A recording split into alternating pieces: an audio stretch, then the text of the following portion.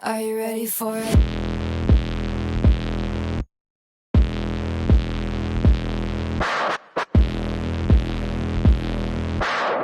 Whoop, whoop. Here I come. Oh. Here I come. Oh.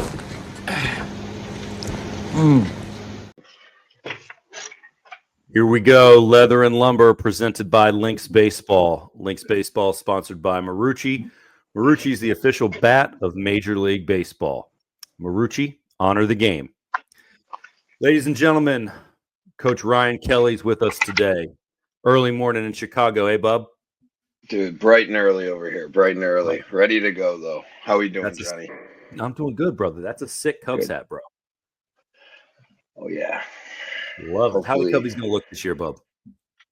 I think we'll be above average, but, you know, as long as I'm used to just writing them off by June 10th. So as long as that, it's better than that, we're looking up. So that's what I'm hoping for. You think Jordy's going to write the White Sox off by June 10th? I think, yeah. I mean, I don't think they have, they'll be better than last year, but I don't know if that means really much.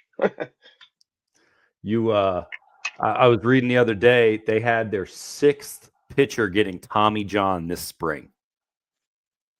Yeah, not 6 good. TJs. And you know the thing about it is, like, dude, that's 6 TJs in 6 weeks. Their pitching coordinator, Matt Zaleski, has got to be on the hot seat. You want to know the funny thing about it is, I played with Matt. We were teammates. I think we talked about this last podcast when we the one we had with Jordan on. Yeah. I mean, that's I mean, outside of baseball statistics, that's a pretty bad stat to have, right? Yeah, that's not one you want in your corner. And the thing is their manager Will Venable and I, we were teammates in A-ball, and roommates, teammates. Like, he's a good cat, and he is just inheriting a shit situation, and I feel really bad for him. 6 TJs. You don't know what your lineup's going to look like opening day. I mean, opening day's in 3-4 days? Oh yeah, coming Season up. starts coming up quick.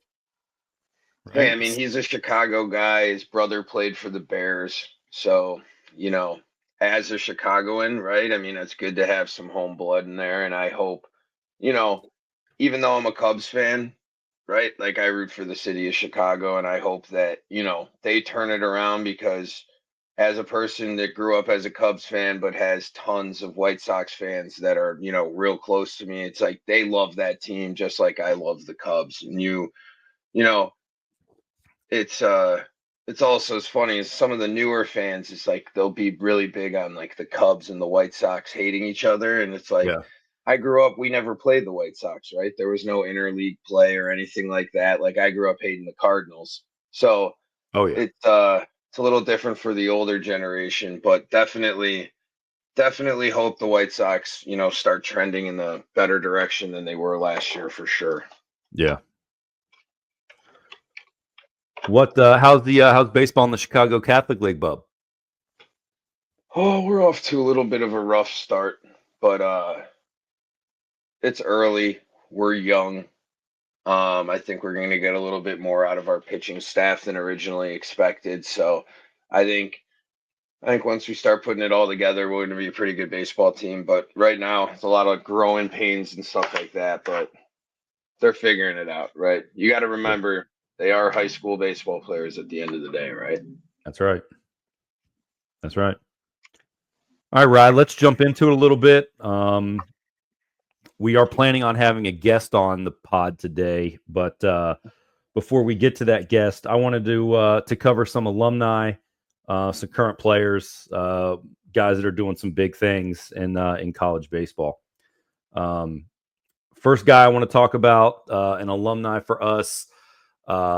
We had him our first year. He was a 2021. He was uncommitted when we got him going into the summer. We got him an offer to go to Bergen Community College up in Bergen County, New Jersey. Jason Cruz. Jason spent 2 years at Bergen Community. he is now in Puerto Rico trying to make it on the pro circuit.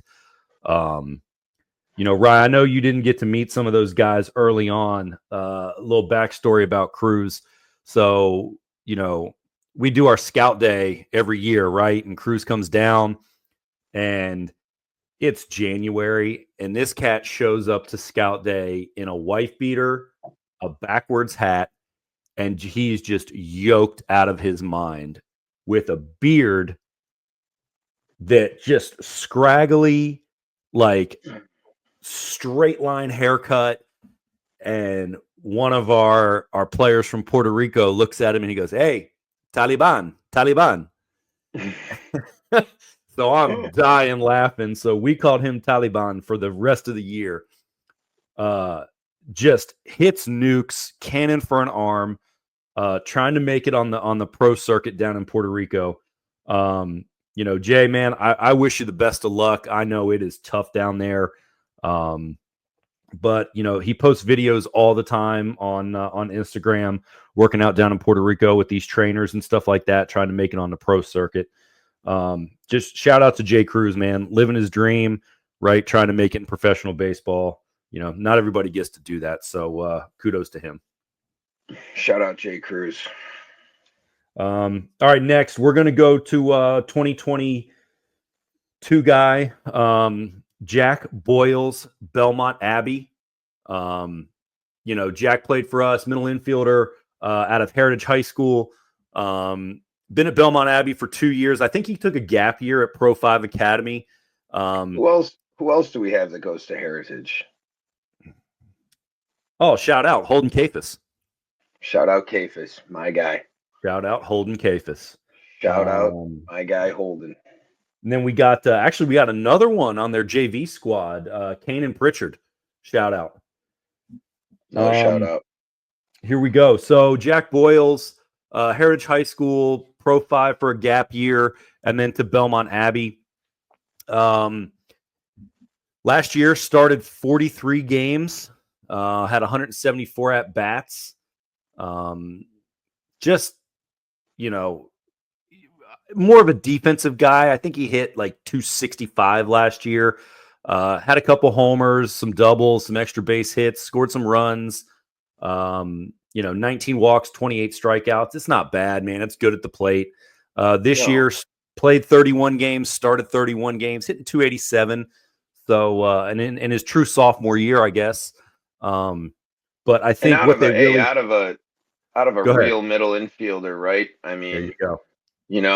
Like we say it all the time, right? If you don't hit, you sit, right? But it depends when you're that good up the middle, right? Like that's an irreplaceable thing, right? And then on top of it, even if he doesn't hit for all the pop in the world, batting 280 and being that solid up the middle, like any coach is going to take that. So that's a really good job. And it seems like he's an everyday guy there now. Everyday guy. Played in 75 games, started 74. I mean, that is the epitome of every day. And the other thing, Ryan was looking, he's got 132 chances this year and kicked 3 balls. Yeah, it's incredible. Fielding 977. I mean, that is, you want to know why he plays every day? That. Correct. That is the reason why he plays every day. And that's like first baseman statistics. Shout out Jack Boyle. Love it. Yeah. Oh yeah. Next guy I want to cover. I want to cover Peter Hans. Ryan, you know Lurch. You've gotten to see him throw a few times. What do you got on my guy?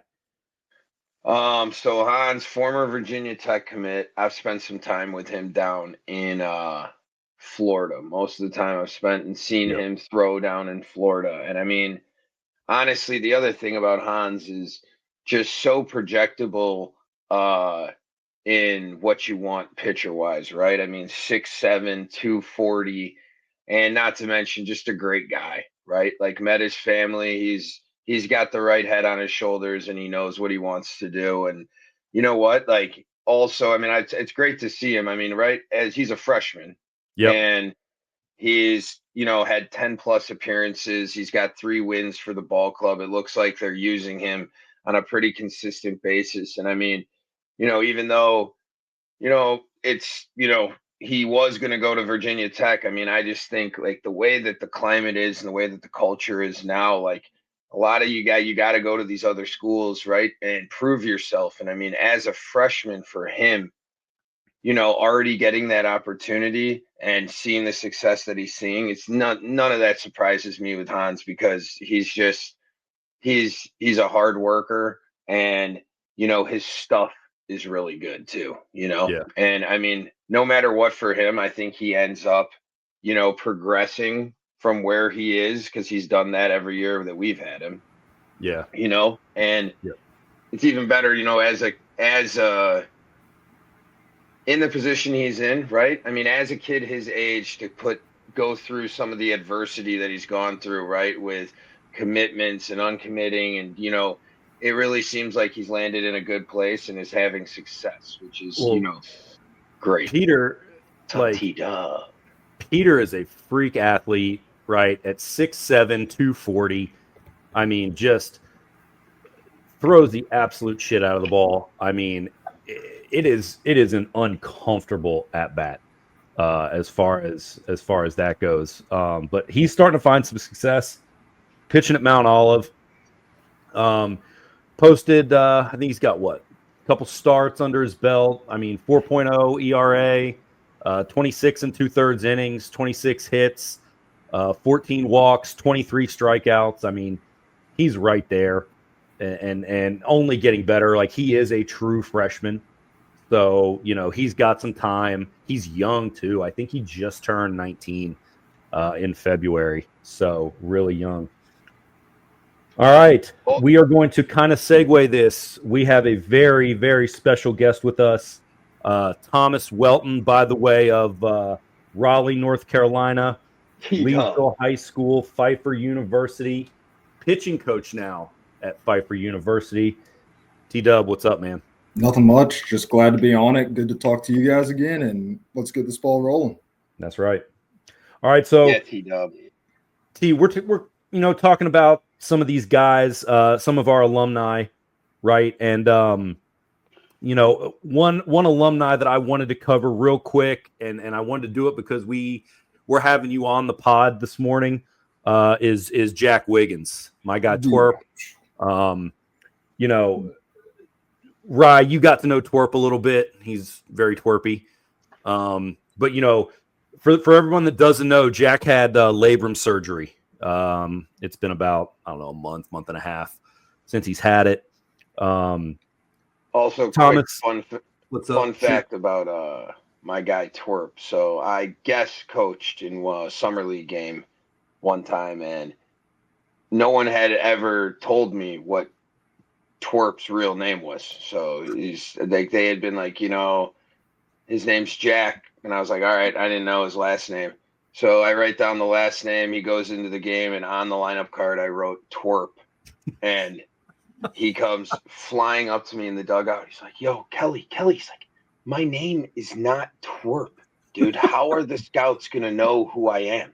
And I'm like, no one told me. So I had to go to the guy, the perfect game guy or whatever, and be like, dude, we got to change that to Wiggins. Kid's not named Twerp, I guess, So that's my fun fact about that is so typical.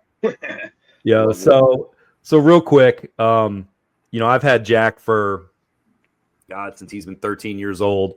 I think I was actually with you in the lab the day he threw his first bullpen with you. I think you were.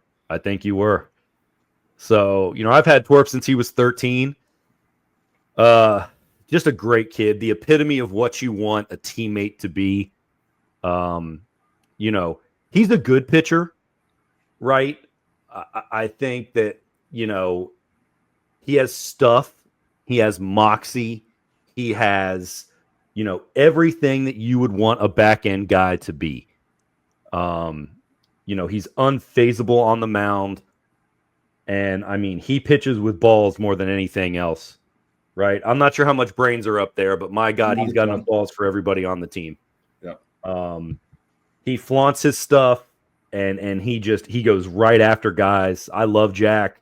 Jack is my guy. He's the last OG to come through the program, right? And Jack, Jack started as a Southeast guy, right? He was on our original drillers team, which was our 2 team.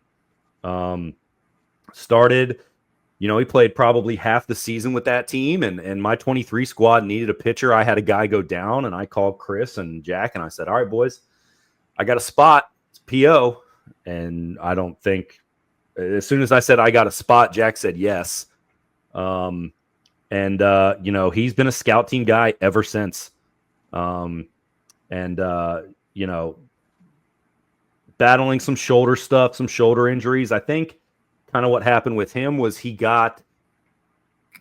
arm speed got too much for his body to take, and he really didn't know how to take care of himself.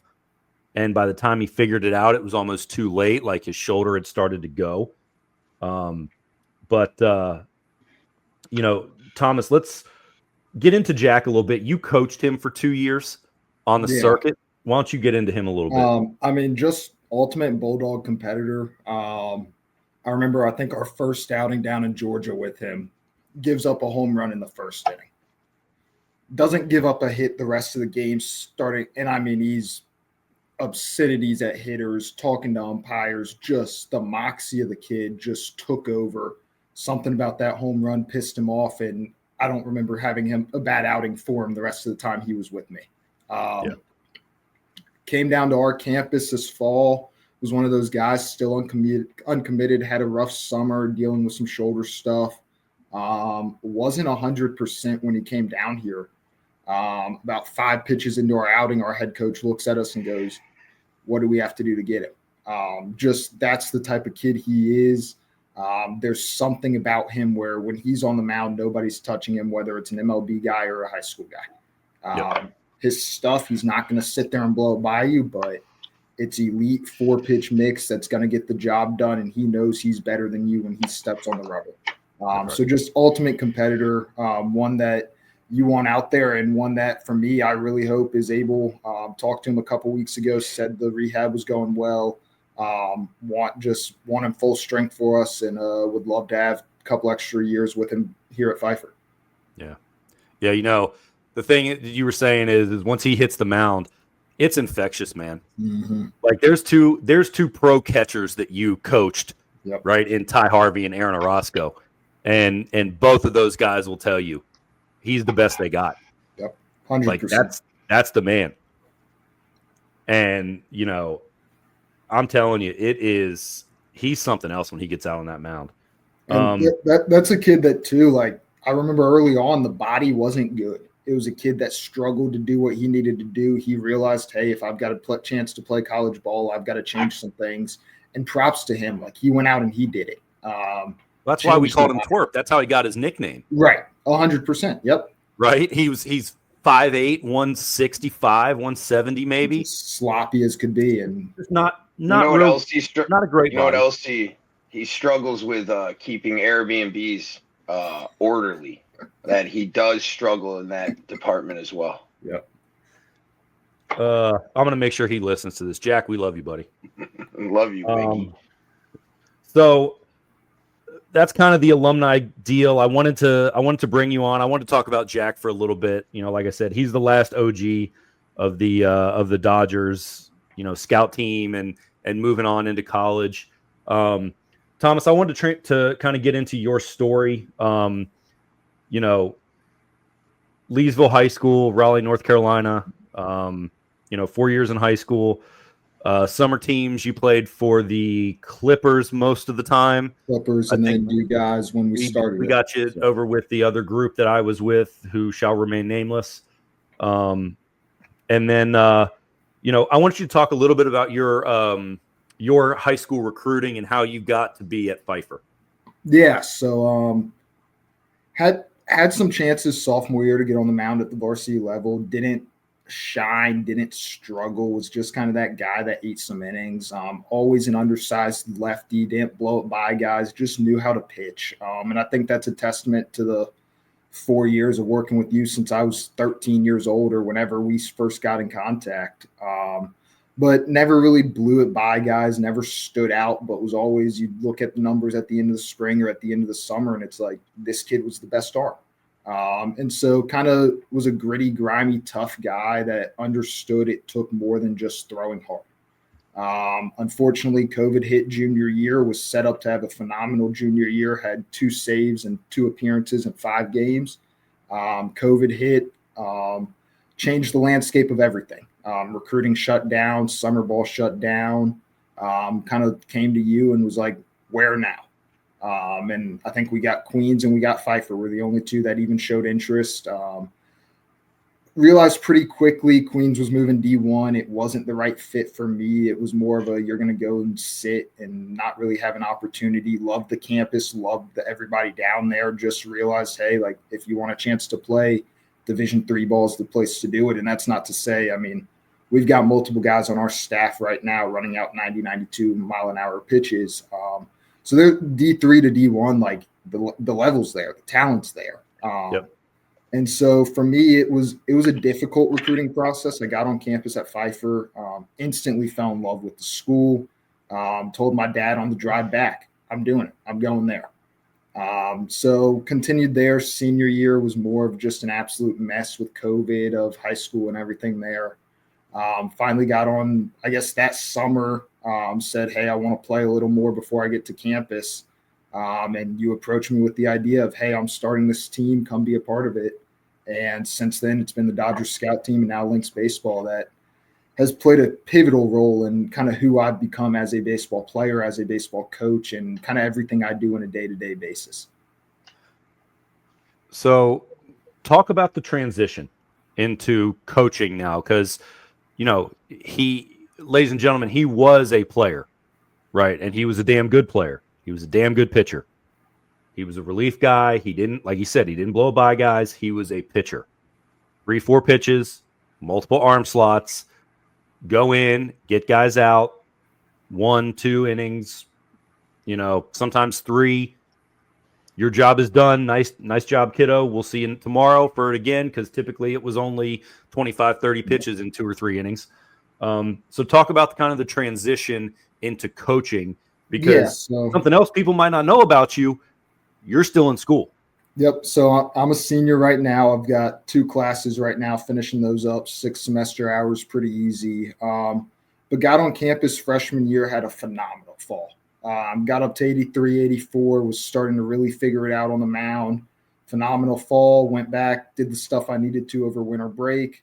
In the spring, about a week before we went down to Georgia for our opening series, threw a ball into the first base dugout. Felt a pop, kind of new. As a freshman pushing to make a travel roster, it was nobody knows, you're going to push through this. Kind of hindered the rest of my freshman year, never said anything. Finally got it looked at after that. Diagnosed with torn labrum, fractured scap. So got those kind of looked at, decided to go the rehab process. And then unfortunately got back through a couple innings and then toured again this past year as a junior. Coach came up to me, decided, hey, man, like, you've done a lot for us. You've been involved. Like, what are your steps after school? And at this point, I'd thought about GAing at a couple other places, a couple D1s that had approached me over the summers. But for me, Pfeiffer is home. It is kind of our slogan on campus. We've got a coaching staff of 6 of us, all graduates. So for me, it was very easy to say, hey, like, if you guys can find a way to keep me here for the next 3 years, I'll stay. And so now been fortunate enough, headed toward looking at grad school here, continuing here as the pitching guy. And it's been an absolute blessing for me to be able to do this at 22 years old with guys that I've still got 5th years on the team that were kind of mentors to me when I came in, that now I get to sit here and lead them. We had one break 200 strikeouts in his career, moving to 10th all time the other day, which that's my best friend, which for me, that it's awesome. So it's definitely been a crazy experience. It's been growing up a little quicker than I probably wanted to, but it's been the absolute blessing of a life. That's awesome.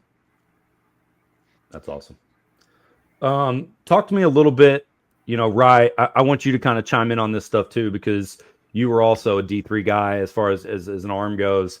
So both of you kind of have this in common. But, you know, what as a pitching coach and you go on the recruiting trail, what do you look for in guys? Yeah. First thing for me is athleticism. At D3, it's starting to change a little bit now with D1s being backlogged, Division II being backlogged. There is that trickle-down effect where you're getting guys that are 6'4", 6'5". You're getting the guys that are physically mature now. You've got a chance at the guys throwing 90, 92. And so for us, that was our kind of first realization is we hadn't been out recruiting those when I was a player. So it was hey, like, if we want to take this to the next level, we've got to go make a push for these guys. And so we've done that. You look at the athleticism. And then for me, it's pitchability, how they command the zone, how they command their teammates. At Division III, you'll play at some crappy fields. You'll have some crappy ball bounces. You'll have some errors. You'll have umpires that are clueless. We've had guys that call them chalk to chalk, neck to knees, and it's like, all right, you've got to deal with it. And so it's a grittier, grimier type baseball player that you look for. We're not given the luxuries of flying places. You're on a charter bus for 8 hours a day. You're taking 5-hour midweek trips. Like it is a gritty, grimy level of baseball where academics are more important. And so for us, it's kind of a mix of everything we look for is he a good person? That's number one for us. Are we able to hold a conversation with the kid? Is he kind of open to being honest about how he feels? Next is the student side. If you're not getting the work done in the classroom, we cannot recruit you. Simple as that. Division III is expensive. Every Division III is private pretty much. It's expensive. Academic money we can get you, athletic money we can't. So that's the classroom side. And then on the field, it's the athleticism, the moxie, how they control, how they interact with their teammates, what the stuff looks like. The velo number, it's great. It's not what I care about. The potential to climb it, 100%. I think we can always develop velo out of everybody. But for me, it's, are they a pitcher? Are they smart enough to understand how the game works? T-Dub, I think you make a bunch of good points there. Obviously, I mean, I think from when I played college baseball to now, right, the recruiting process is a lot different. And I think you're in a great spot where, you know, these D3s and D2s are turning more into traditionally what were like JUCOs when I was playing, right? It's like you're going to T-Dub, like you're going to go out and get a lot of those guys, but I think a lot of those guys are going to come to you too, right? For the school that it is, for the playing time that they want, all of that, right? And I think, you know, you're in a great spot. You're a great coach. Obviously, we've coached together a little bit, but no, I mean, I can definitely, as far as T-Dub concerned, like it's funny when you look at, it's not always the most talented guys that end up being super successful coaches, right? Like I look at Jordan, I coach with, who's been on this podcast. I'm a struggled D3 pitcher, right? You're a struggled D3 pitcher, right? But some of that, I think what makes really, really good coaches is adversity and how you handle adversity. And back to the recruiting process, and you talked a little bit about it. You know, I remember being recruited. We didn't have showcase teams. We didn't have any of that, but we'd go to these, like they'd have showcases for the conference that you were in for whatever high school you were at. So I remember going to that, and I remember the college coaches coming up to me after I pitched. I think I gave up like 2 runs in 3 innings, had the second inning that I pitched, right? Like got out of like a bases loaded second and third jam with 1 out or something like that. I forget exactly what it was, but I also hit, I think it was like one of the second highest radars that I ever hit. I was like 89-ish at this thing. So I had a bunch of guys coming up to me.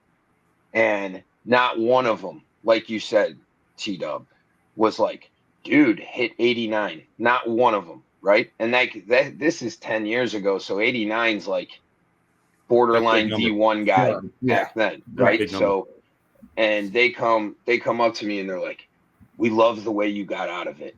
And I'm like, I'm one of these kids like, damn, I gave up 2 in 3 innings. This is my showcase opportunity. I'm just beating myself up.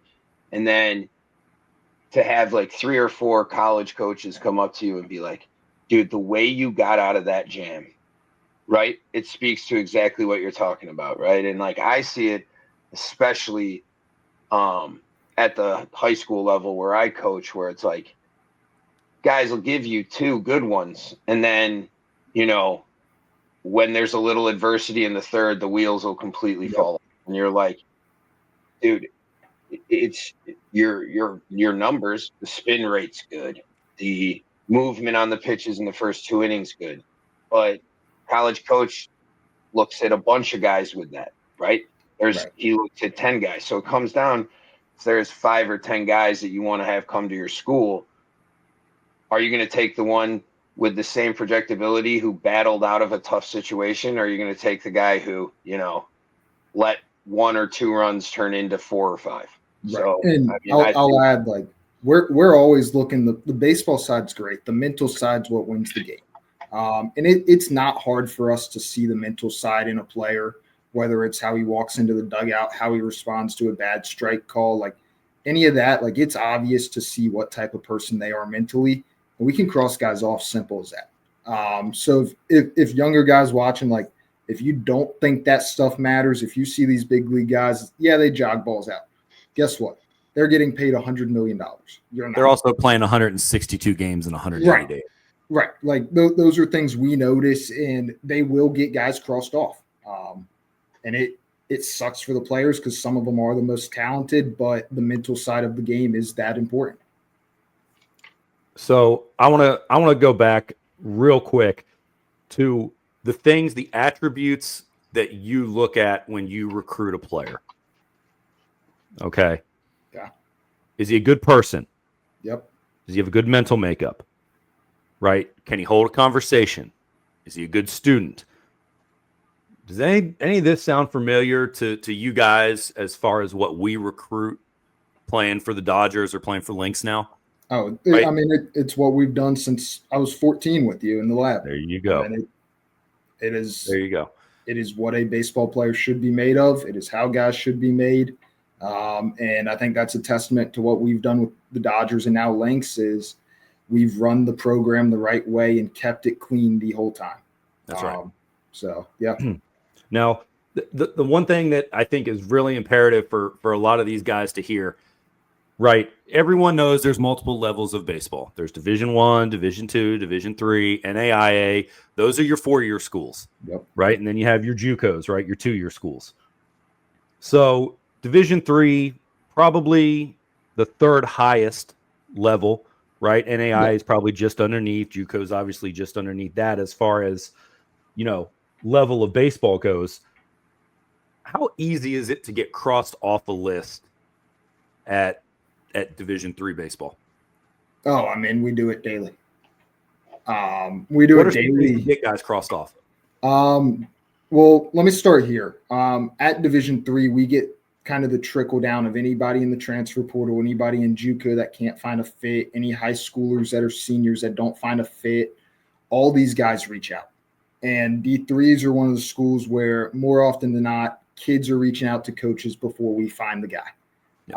Just the nature of the game, how it is with money, budgets, all that for us. We can't go out to East Cobb every weekend. So you've got to do some research.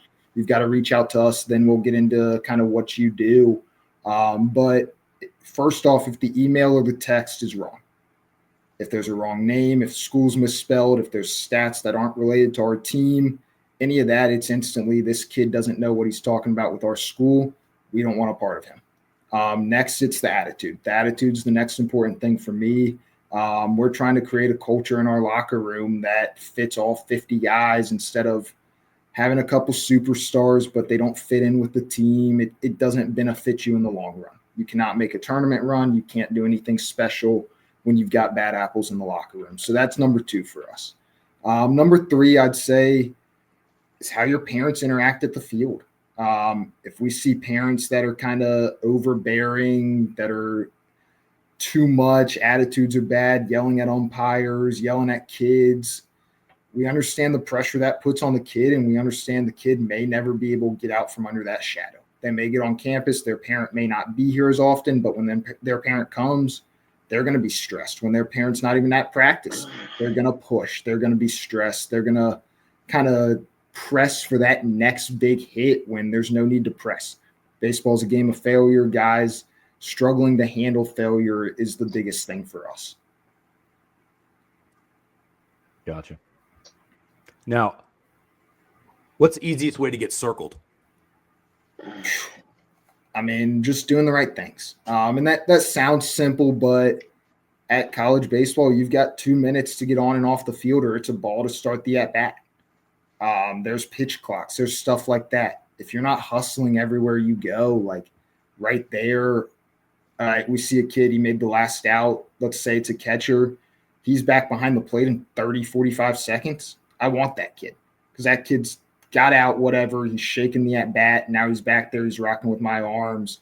I know he's there to be a defensive catcher first. That's what we go after. So if he can kind of separate the two sides of the game, and this goes for any position, any player, like if you're an outfielder, you get out, you make an error or whatever. Like if you can separate offense and defense and do it the correct way, I think that's the biggest thing for me. And that's just how you interact with your teammates in the dugout. Everybody on the field, like if we're looking at you, there's a chance you've got the talent to come play for us. But it's how you interact with your teammates. If you're not playing that game, or you're the first one out of the dugout. If you are playing that game, or you're talking to the ones that even aren't playing, getting them ready for a pinch hit at bat, something like that. So I'd say it's easier to get crossed off. Everybody's circled technically. If we're going to see you, you're circled. We've got an idea of who you are, what you can do. Now we're just kind of trying to nitpick and see, is there something we don't like about this kid? But if you continue to kind of be the hard worker, the hustle guy that's chatting with his teammates, like you're doing the right thing, we're gonna approach you. Yep. Now, I'm gonna let Ryan take over here in 1 second, but the last thing that I kind of want to get at before we change topics. So I tell this to parents all the time, and I'm going to let you actually say it because I sound like a freaking broken record whenever I talk about this. But once you decide you like a kid and you want to initiate conversation with them. Yep. Okay. What is the first question you ask them on a phone call? What do they want to do in school? There you go. Kind of what are their, and we have an idea of their grades, but I want to find out their major. Maybe we don't have it and it's instantly not a fit, but maybe it's a guy that wants to go into, I did sport management. We've got a great business program, like somebody that wants to go into that. Like I'm going to spend the 20 minutes I'm on the phone talking to them about that side. And like the baseball side, we can talk about when you get on campus. There's no need. If the school and the place, if those aren't a fit, it doesn't matter what we can offer you on the baseball side. There's no benefit. So that's the first thing is, what do you want to major? What's your focus? What's your purpose of going to school? That's right. So. It's all about the school, right? It's not about the baseball program. It's not about the lights and the shiny stuff. It's all about the nitty gritty. What do you want to study? How are your grades? What do you want to do after baseball? Because let's face it, 99.8% of them are going to do something other than baseball after their 4 years in college. Yep. So, Ryan, you got anything for T-Dub? No. Proud of you, T-Dub. I mean, I think you're exactly where you want to be. And dude, you're a hell of a coach, and you know what? Like, I don't have to tell you because I know you love this game as much as anybody I've ever met. So you're going to have a bright future in baseball no matter what you do, T-Dub. So keep doing it. That. Of course. T, real quick before I let you go, last topic I want to get into real fast. Get into the transfer portal with me. Talk about it. How do you guys use it? Let me start here. There's no way of doing that fast. Give me the Cliffs notes. I don't think there's any way to really understand it. No, like, there's not. And I mean that it's at this point where it's like, right. Right. So, I mean, we got random kids being thrown extra years of eligibility, not sure what's going on there.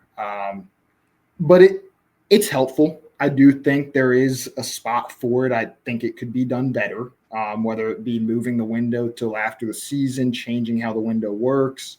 All that's kind of its own thing. But the portal itself, to me, there should be some more restrictions. Same with NIL.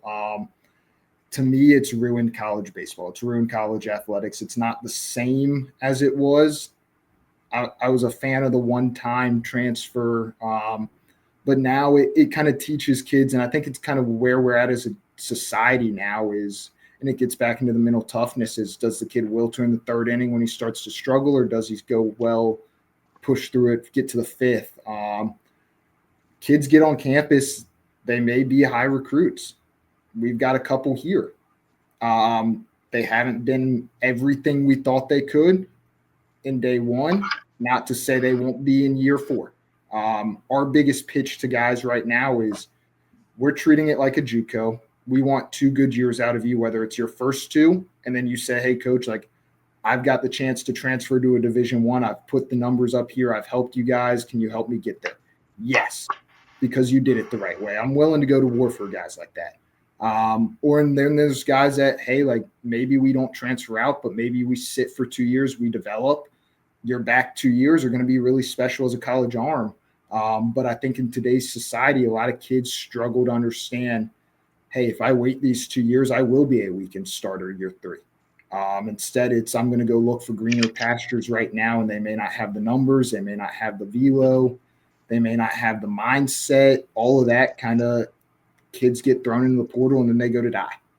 You look at the numbers of what got left out there last year. I think it was 4,000 kids without a home. And that's come January, not at start of spring or fall semester. Like, that's after fall ball, that's after everything. And then 2 weeks before the season, 3,000 kids are without places to go. So I do think it's ruined college baseball for the kids, for the coaches. But I do think there's ways around it. For us, we don't go heavily into it. We know if there's a guy at a JUCO in the North Carolina area, which JUCOs in North Carolina are second to none. You can't miss on a guy from there. Like, it's high level baseball. Yep. So we'll go after those guys. If there's kind of D1, D2 guys looking to come back home, back to the area that have left the area, we'll do that. We've got a great relationship with Catawba, who's sending D2 World Series every year. Kind of trade players with them here and there just based off what fits our roster, what fits theirs. So kind of a mix of everything with the portal. There's no good answer about it. There's no bad answer. It's just there. Gotcha. I think back to you, T-Dub, too, is like it's more of like a cultural shift in athletics in a broader sense, right? Because, I mean, I coach high school baseball. Granted, I coach in the Chicago Catholic League, and it's incredibly competitive, and big-time dudes come out of that league, right, every single year for the last 100 years, all right? So, but these kids, it's like I remember you touched on it, T-Dub, which is like that it's inherently diminishing toughness throughout the sport, right? Like, throughout sports. You're in a general. you're a 13-year-old, you're a 14-year-old, right? And you're acting as if you're, a big time college arm that's trying to find a place where he's going to go get his best opportunity. That is happening at high school. And look at us from coaching, Dodger scout team to now to the Lynx. That's where I think it's gotten the worst. I think it's where it came from, right? Yeah. It's like even when we're in Lake Point, even when we're in West Palm, either when we're at East Cobb, right? There's a constant error around those tournaments, around those teams, around the organizations that run those tournaments, where it's like, right. And we're a good scout team, right? We're a good scout team. We're like, here's the middle. We're towards the top, moving towards the top of a team, right? But there's probably 2, 3, 4 teams that, unless you're on those teams, everyone else is trying to find the next best thing, right? And I mean, we're talking, unless you're East Cobb Astros, right? Like some of the teams that have been historically good, in travel baseball. Those first on the scene with kind of the landscape of what it is. Correct. So if you're on one of those teams, fine, right? But it's they're acting. There's a lot of stuff that comes on being one of those teams, Rye. Mm-hmm. There's a lot of stuff that comes on being one of those teams because those teams, if you don't perform, you know where you go? Out. Right. To the bench. Well, and then once you're on the bench, are you going to fight for your spot back, or are you and mommy and daddy going to go find you another place to play for another organization that's going to take your money the same way? I think that's the biggest thing that people don't understand is, right, the way that Dub was talking about, right, how he's trying to get guys. It doesn't have to be year one. It can be year 2 or 3. You give guys opportunities to prove themselves, right? We can develop here. You don't have to be fully developed coming into college. Bodies aren't mature fully. We can develop in college. There's no rule that says against it. Guys just refuse to think they can for some reason in today's generation. And that starts in travel ball. Yep. Go with an organization that, number one, is going to tell you the truth about your son. Yes. How good really is he? Right? Not what you want to hear, what you need to hear. Because what you want to hear is not going to do you any favors. It's going to cost you a lot of money. And then at the end of the day, right, you're going to be out a college baseball spot because they filled your head with a bunch of bullshit about how good your kid really was, when in essence, he really wasn't that good. They just wanted your $3,000 or $4,000 or $5,000 or $6,000 a year, whatever it costs to play for that organization. Yep. Right. And that, I think, is the difference in how we set ourselves apart. I don't tell parents what they want to hear. Right. I tell them what they need to hear. And then I let them make the decision. Because not every kid's Division I, not every kid's Division II. Like, you find your fit, you fit in, you go have a special year. I mean, we're going up to Guilford today. They're in the ODAC. I don't know if you guys know what the ODAC looks like, but Lynchburg, scary. Shenandoah, scary. And you're playing those at Division III on midweeks, and it's high-level baseball. They're running out midweek arms that are 92, 94. Yep. It's not any different other than the money that's at the level. Yep, that's right. Dub, one last thing, and then I'm going to let you out of here because I know you guys got a game today. Your favorite pitcher that you coached for the Dodgers?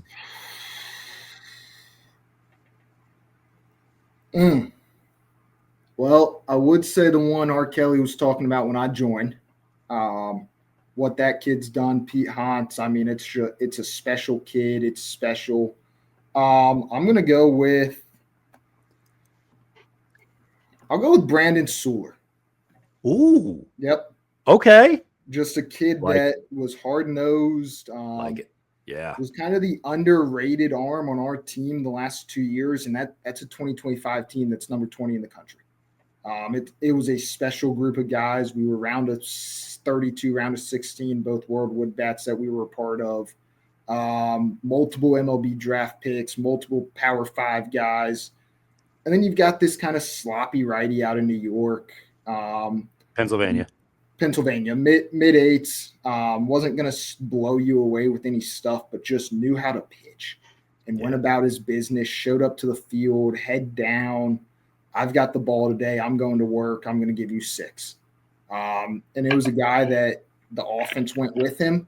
If he was doing well, which 9 times out of 10 he was doing well, he'd go shove his inning. He'd get the offense back inside, and the offense would go.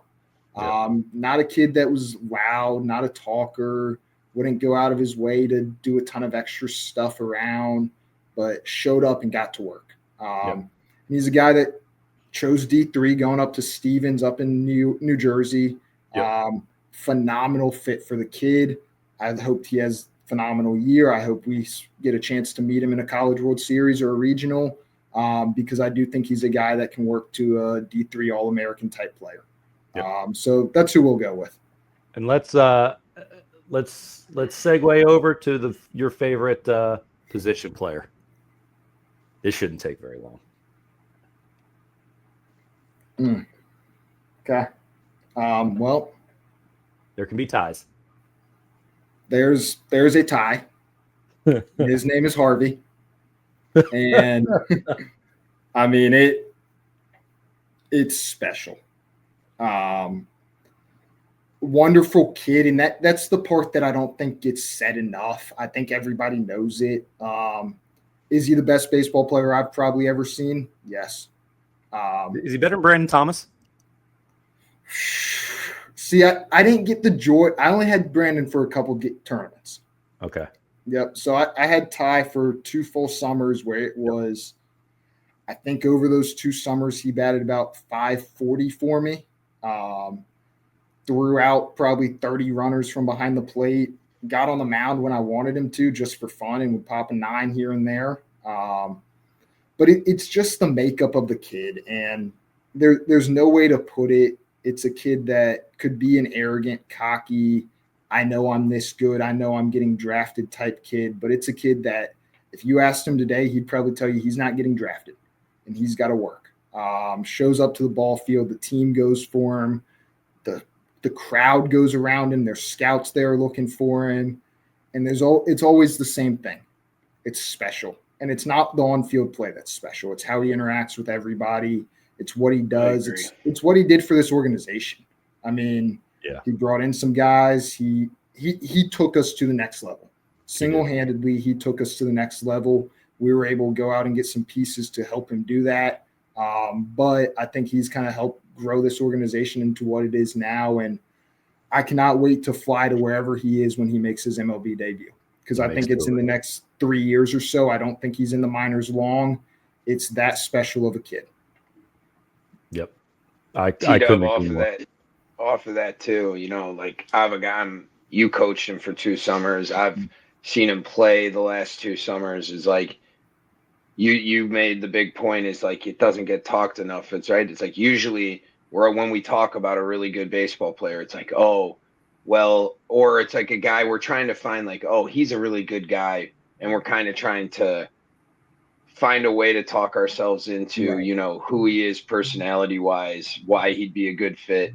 But it's like Ty's so good at baseball that it overshadows how good of a dude he is. And like off of that is like, I watched that kid take a pretty good amount of at bats, right? And as a guy that can hit the ball, down the block.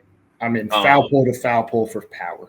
For power. He's a guy that also takes what's given to him at like a professional level. Like I've seen him just take backside singles to get an RBI when he's, down an account. And it's like, it's back to what you were talking about with recruiting pitchers too. It's like, find me a guy who can really talk about baseball, right? And I think it's a hugely valuable thing, right? And I see it all the time, and it's like, you got a lot of pitchers who just want to throw. You got guys who just want to hit bombs. And it's like, you're not trying to know situationally, at a high level, what you need to do in every single, and those type of guys who can talk about how to approach a hitter, about what approach to take in a certain situation with guys in scoring position when you're down an account, whatever it is, like that type of talk is something that Ty does in spades, and like really good baseball players are going to come up to you and have that type of conversation with you, right? And so, I have no doubt when he gets into a minor league clubhouse here in the next year, like guys are just going to gravitate to the dude, and it's that special.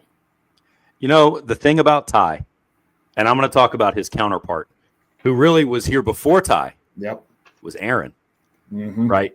We got Aaron Orozco. And that team became really, really good. And that's one that, I mean, I've seen what he's done this spring. It's been absurd. Ungodly. I mean, if you add him to what we had this summer, like, it's scary. Unfortunately, he had TJ, but obviously it didn't hinder him, and he put his head down and worked and got back. And I can't wait. If he gets to Baylor, awesome. Wouldn't surprise me if he doesn't. No kidding. Well, the thing with Aaron is like you talk to Aaron, and like Aaron Orozco is next level. Obviously, Ryan's favorite player of all time, right? I love that kid, hands down. Aaron took us to the next level. Right.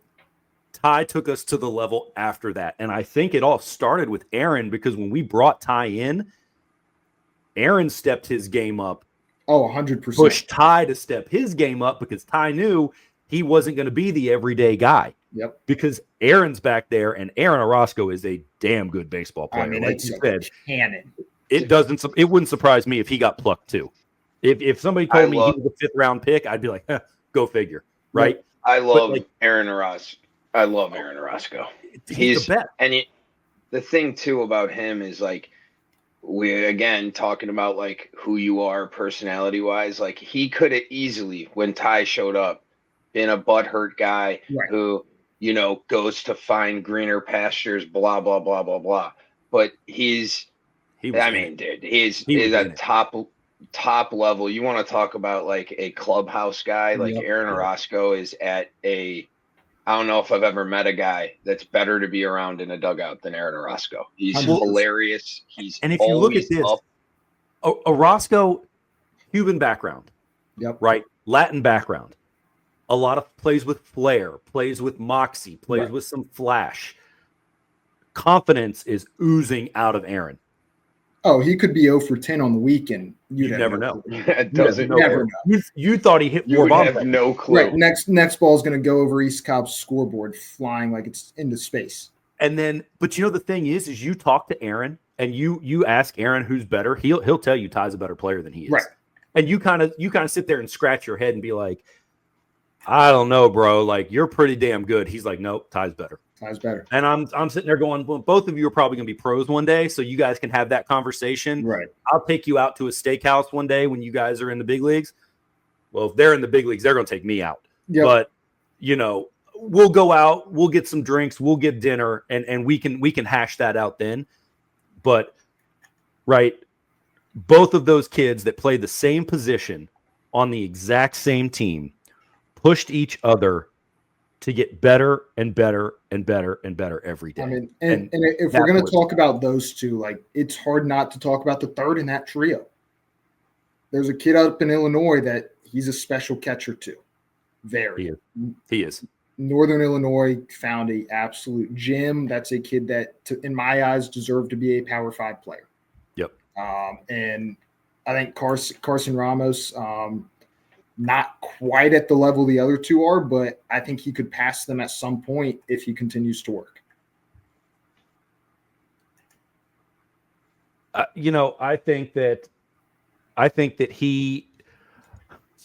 think Carson's one of those kids that it didn't come quite as easy for him.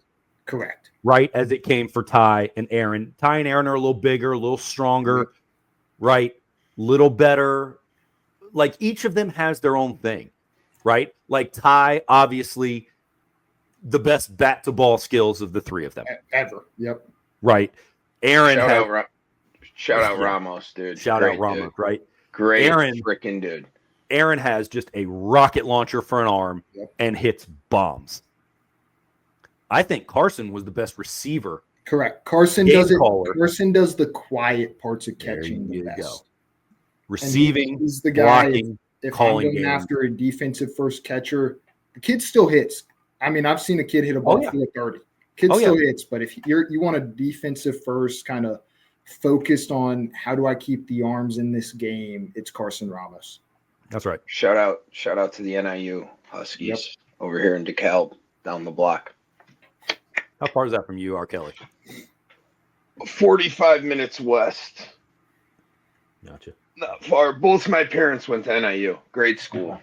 No way. Great school. The Hammer went to NIU? Yep.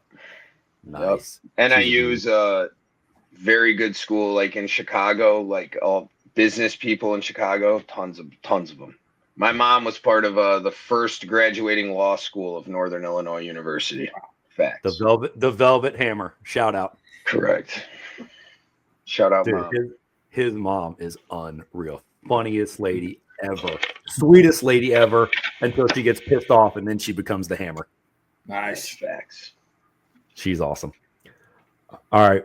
Dub, I appreciate it, man. Thank you very much for doing this. Rye, stay on. We're going to chop it up for a few more. But, Thomas, I love you. Love you, Thomas. Too. Absolutely. Appreciate you doing it. Yeah. So, thanks, buddy. Stay in touch. Yep. Bye, T-Dub. Later. See you guys. That guy's the best, bro. Great human being. That guy's the best. Great coach, too. A lot of time with that guy. Yeah. Great coach. Great guy. He gets it. He's one of those kids that get it, right? I mean, it's a lot like it's funny. It's a lot like Jordan, but it's just an incredible high level like understanding of the game of baseball, right? And like what we're looking for. And I think it's great on this podcast and in our organization as a whole is just talking about, I don't think it doesn't get talked about enough, right? It's chasing velo, it's this, it's that, it's all like the projectability of the arms. And then it's funny, but like once all that gets evaluated, no matter what level you're on, it seems like coaches, scouts, evaluators, they all come back to, is this a guy I can count on every day? Is this a high personality guy? Is this a guy I want to be around? Right. And it seems cliche, right? Because we play in this scout team world where it's just this constant evaluation of where's this guy going, how hard does he throw, blah, blah, blah. And it's like, you really realize like one, like T-Dub said, guys grow in college, right? It's Oh, yeah. not to say like you're a 17-year-old junior or senior in high school and like, here it is. If it's not any better, if I'm not going up next year, right? Like, and it takes one coach, one guy to change one thing, and then maybe you become someone else. But I think it is funny that, no matter how good you are, how projectable you are, it all comes back to when you talk to the coaches and the recruiters, it's like, if he's a bum of a human being, there's not going to be a lot of people who are, lining up unless you're one of those guys who throws 100 miles an hour. But as we know, those don't just come around. So and even then, right? Like with how the amount of guys that they have, right, that are throwing at these, insane velocities, it's like, it's always going to take a step back towards the middle, which is like, who are you as a person? How much do you really love this game? Are you a guy I can count on? Are you a guy that's going to be coachable and want to learn everything that you can about, how to be the best baseball player that you can be? And it's funny, but we're on this podcast. This is, I've done multiple of these, but it feels like we're always talking about, Same thing. who you are, how you were raised, how you handle yourself on and off a baseball field. And it's a huge thing. And when you show up, right, when I started coaching, it was like, oh, is this guy good enough? Is this guy, could he be a D1 guy? Could he be drafted? Could he be this? Could he be that? And like, the more you get in it, the more you realize that like who that guy is as a person, what he's going to give to you on a day in, day out basis, and how he's going to affect the ball club and the guys around him is, incredibly important. Right. Well, we talk about this stuff, and Ryan, I'm going to go back to a previous shout out of yours, right? Like, talk about doing the little things, right? Holden Kafis, right? He's not much to look at. What's he, 5'7", 5'8"? On a he's good in day. Pretty good shape. He's in great shape. I'm not saying like, yeah, but you got to take his shirt off to understand what he really looks like. Yeah, right. Because you look like a smaller guy. If he has just like a shirt and shorts on, like gym shorts, you're like, oh, okay. He's not much to look at. He's incredibly strong. He's incredibly athletic. And when we first got Holden, he didn't look like that. Little scrawny, fast, athletic. He had those things. Pretty good arm. Was he a scout team guy? Yeah, probably. Probably a fringe scout teamer. But if you look at deep down what Holden is, right, comes from a great family. His parents are A+ people. He works his ass off. Dad's one of my best friends I've met doing this. So yes, 100%. Yep. George is an A+ human being. Right. They don't make him like that. Right. No. He works his ass off. He does all the little things. Weight room, baseball, school, right? He has great parents, right? And that's why you take a chance on maybe a fringe scout team guy in the beginning because of, the intangibles. He has the intangibles, right? He does those things very, very well. So you take a shot at him, and now he's a staple. He's going to be a scout teamer forever now. No. And I mean, the thing is too, is he deserves to be there. And, like, I think we're playing top Scorpions team last year, whatever. It's like, he's been put in these incredible high leverage situations in summer versus some of the best teams that we've played. Right. He's he's most likely our first guy out of the pen when we need to get outs. And, like, and it's back to seeing the progression, right? Is he's a guy who 2 years ago struggled to find the zone, and he was better last year and increased velocity and increased control of his off speed.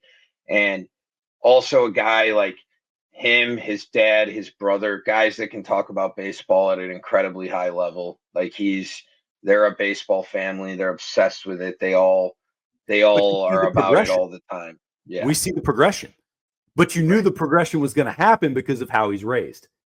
And the kid and the work ethic. Exactly. It's all the little shit. It's all the little shit that comes in, but that's a testament to mom and dad. Correct. Right? That's a testament to mom and dad, which is why Welton was saying, I look at how the parents act. I look at what kind of people the parents are, because that's what kind of person the kid's going to be. Right. Right? We've gotten rid of some kids that played for the Dodgers that mom and dad was a nightmare. And the kid's a good player. The kid's a good player. Mom and dad were nightmares. One of them's committed. One of them's a D1 commit. And we were like, nah, bro, you can go. Yeah. Because it all comes out in the wash, right? And it's like, I look at those teams, T-Dub coach, it's like high talent, but high character guys, right? Like high character. And don't get me wrong. All of them. With, the showcase landscape, right? Like you're going to have a guy show up for a tournament here or there. But the core and the nucleus of that team, dude, that was a great baseball team to be around, right? And watch how they operate and how each kid's, there was down to the little guy who's just the role player, plug and play outfield guy to Ty Harvey. Nate Fink. Nate Fink is your plug and play outfield guy. That's what I'm talking about. Nate Finker, man. Did you hear he had to quit baseball? Yes. He can't play anymore. Some heart condition that he had, he got diagnosed with. Dude, he's playing golf now. I think he's going to play college golf. Yeah, he was a great athlete. Like, dude, great athlete. Super athletic kid. Yes. But like that team, and I'm gonna try to do this. I'm gonna try to name all of them, and I know I'm gonna miss people. But we already talked about the three backstops, right? We talked about Ramos and Orozco and Harvey, right? You had Buckshot at first, right? You had Finker at second. You had Mejias at short. You had Connor Payne at third. You went with Strom in center. Kids like TJ Ford on the other corner. You had shout out Jake Strom real quick. Good guy. Love that, man. Strom. Yeah, Jake Strom. Yeah, I do that all the time. Great guy. I know you do. You actually took him to the airport one time for us. That's facts. But we had the two kids from Puerto Rico, right? Isaac and Ricky from Puerto Rico. Ricky Sanchez and Isaac Carrasquillo, right? We got to know them a little bit this summer, right? Stud, right? Hayden Heath played for that team a little bit. Finker, we had guys left and right. Oh, the shortstop from North Florida, Jonah Acosta. Yeah. That kid is a stud, right? Stud shortstop, right? Brandon Thomas came over from California and played third baseman, Matter Day. He bangs. He has those bat to ball skills like Harvey's got. And then the pitching staff, right? Thuler and Wiggins and, Buckshot was a pitcher. You had the big boy from Inspiration, Jackson Bradley. What a donkey that kid was. A projectable size. There you go. But those guys were just, every time that they took the field, they had a chance to win. And a part of it was Dub and Jakey managing their egos as much as their baseball skills, because every single one of those guys knew that they could play. You have 3 Division I catchers split time, and all of them at the end of their careers were like, this is the most fun I've ever had. Right. Like, get out of town with that. Shout right? out Like, that just doesn't happen. Dude. That's just good Shout out management. Jakey DeCunto. And you know what? Him and T-Dub, right? T-Dub's a guy who had to have moxie to get where he was, right? Because he's got to be, that badass pitcher type of attitude, because he wasn't the biggest guy.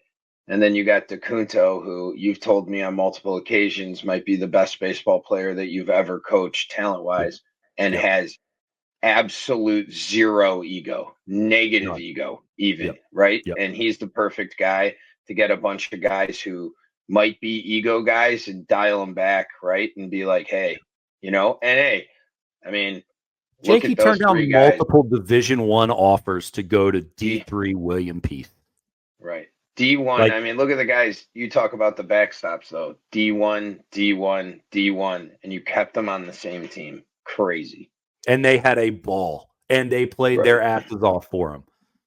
Right. And then, but like, that's the thing.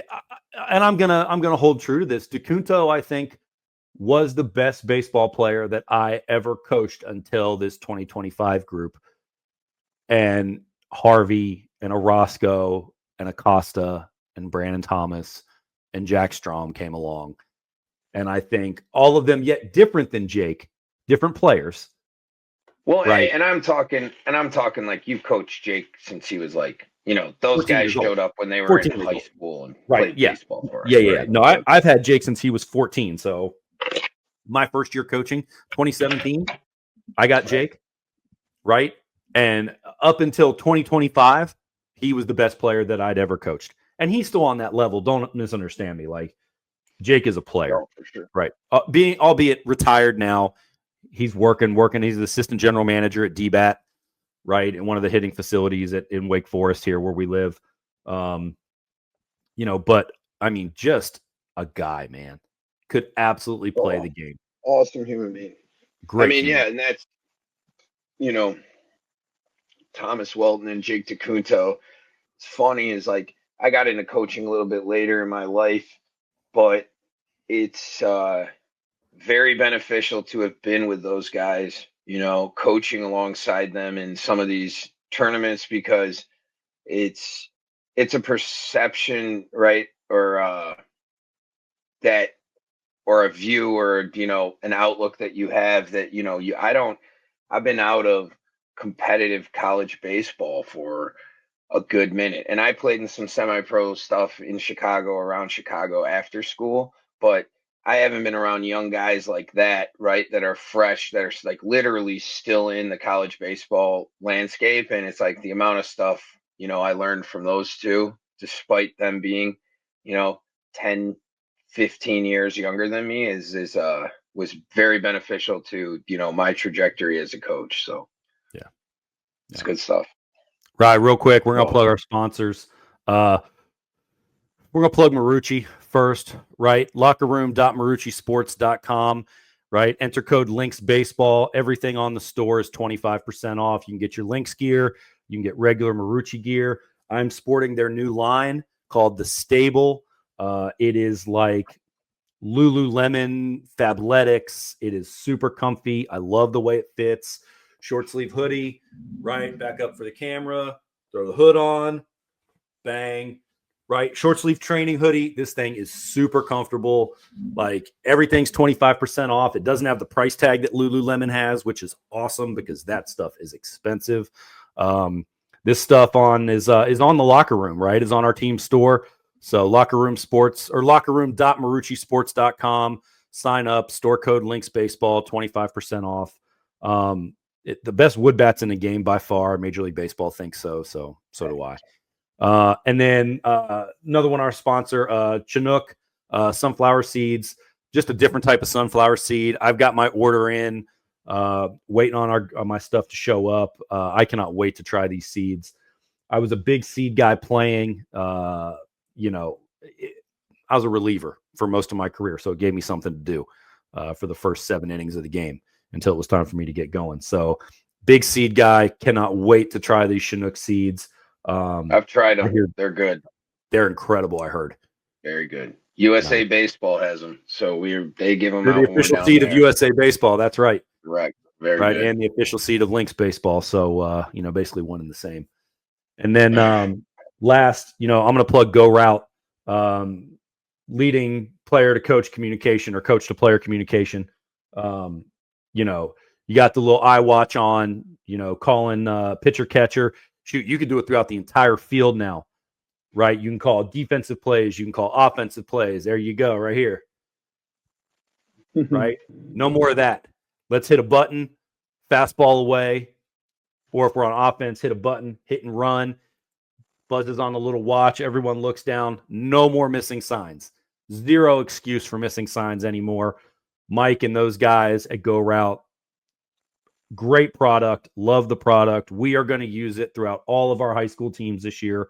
We're going to do it pitcher catcher a lot. Our oldest group, maybe our two oldest groups, are going to go full set. Everyone on the field is going to have one.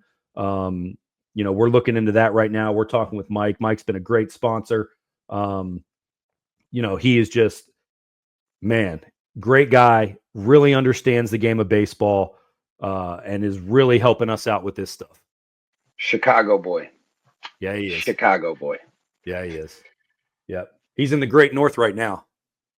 Yes. More north now, right? It is cold up there. Yep.